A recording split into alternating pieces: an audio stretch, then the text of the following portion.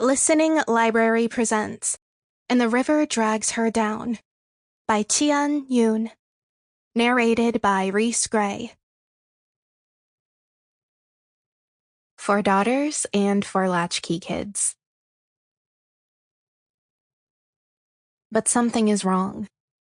Grief is a circular staircase. I have lost you. Linda Paston. The Manshin say that the hand of the dead is a hand of thorns. 죽은 손은 가시손이다. It cannot touch living flesh without inflicting injury. Laurel Kendall, shamans, housewives, and other restless spirits, women in Korean ritual life. Prologue. Sister, of the hours before I died, I remember little.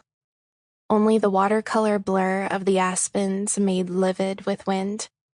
Our small town overcome with Queen Anne's lace and other invasive species, so beautiful no one cared to tame.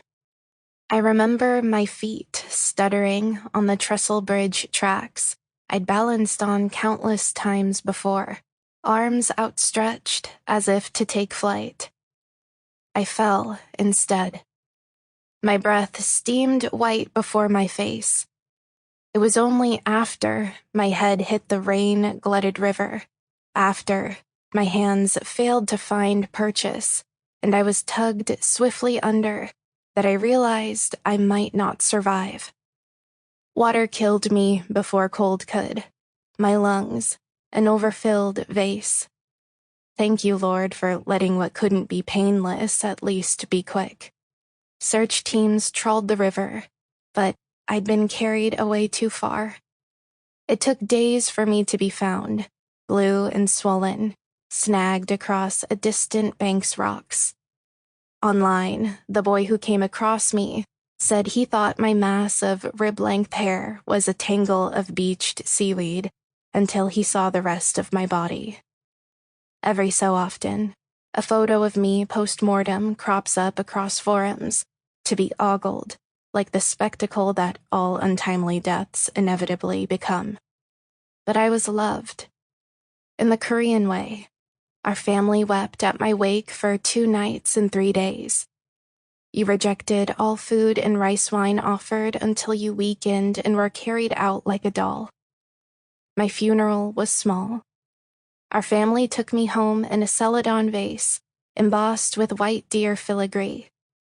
Made a makeshift altar above the fireplace with a photo of me smiling at something beckoning from just beyond the frame. But this doesn't mean I never woke up again. Sister, I hear you. Feel your hands in the dirt, searching. I will answer your call. I'll return.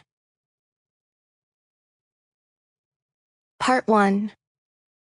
Girl. 1.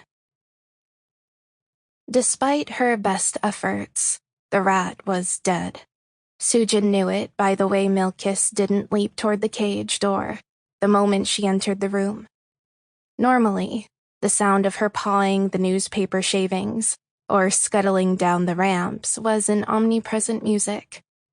But this evening, there was only perfect, unwelcome silence. She found Milkiss in one of the hammocks hanging from the top tier of the cage, body curled like an apostrophe. She had not been dead long. Rigor mortis hadn't set in yet, and her pink nose was still damp to the touch.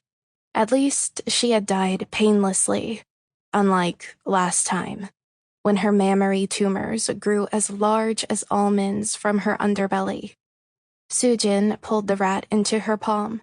Milkiss was not a beautiful animal, unusually large for her species, with white fur grown patchy from skin conditions, eyes wet and protruding like pomegranate seeds. But she was cherished, and would be back soon. After donning latex gloves, Soojin laid the rat on a lined plastic tray and cut the tail off with a dissection scalpel swiped from biology class. It yielded beneath the blade easier than expected. A small, wet snap, not so different from cutting through the spine of a cutlass fish. Then, she was transferring the severed length to a Ziploc bag. This was what she would use to call Milkus back. The rest of the body must not be returned to the ground. Though they had not had a chance to get large, the growths were in the rat's belly again, waiting to turn malignant. Burying a sick body revived the ailments.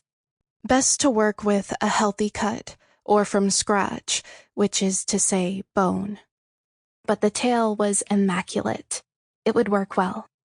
Soojin swaddled the body in tissue and placed it into a shoebox for the pet cemetery's hearth.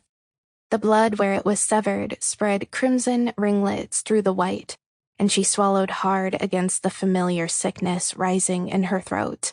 The crude surgery finished, she held her quivering hands together, digging her nails into the wrist of her scalpel hand, waiting for the sharp pain to steady her.